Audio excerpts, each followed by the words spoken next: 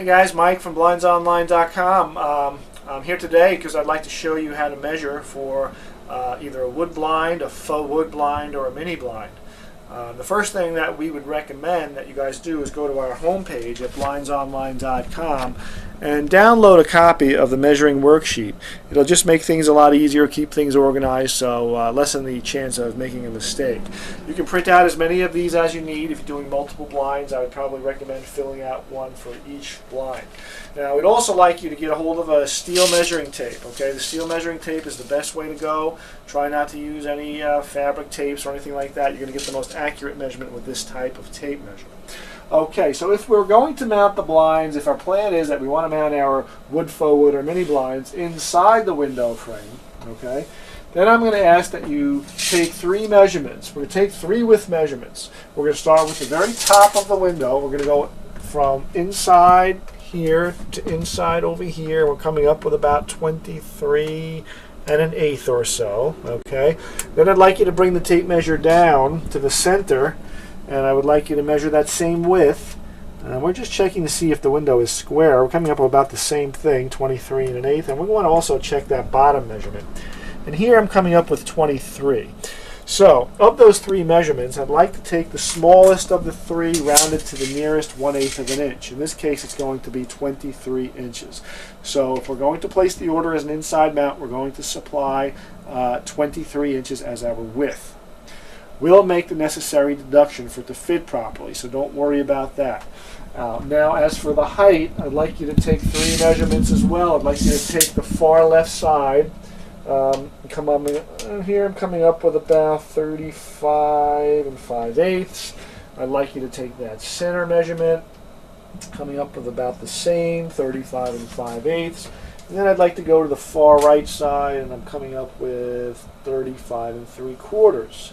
Okay, so it looks like we're a little bit longer on the right side.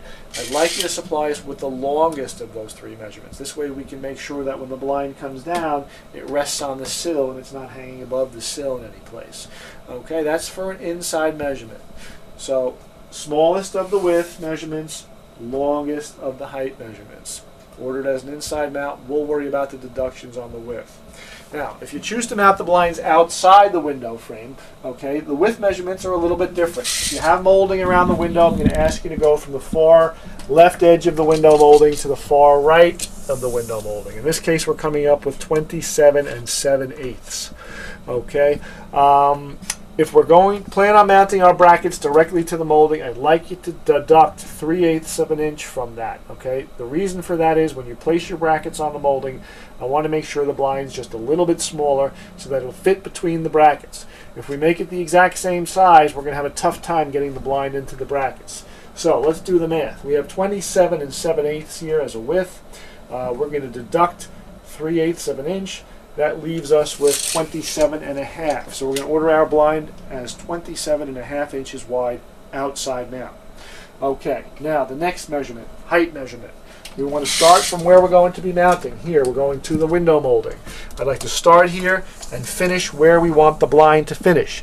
Now, if you have a windowsill that protrudes out, we're going to stop it at the windowsill. Let's say this had a windowsill popping out. Well, in that case, we'd probably be around 38 inches. But we don't have a windowsill, so we're going to continue down to the bottom of the bottom molding, 40 1/2 inches. So on this particular window, we're going to go 40 1/2 inches in height. Okay, so we have our width measurement, we have our height measurement, but we're not finished. Some folks might want to mount the blind up above the window as opposed to directly to the window frame. Okay, in that case, we're going to add additional inches for the height of the blind. If it's a wood or faux wood blind, add an additional 2 inches to your height measurement. If it's a 1-inch mini blind, add an additional 1 1/2 inches to your blind height. Okay, and don't forget to order the optional spacer blocks. The spacer blocks will push the brackets away from the wall so that when you operate the blind, they don't rub on the window molding.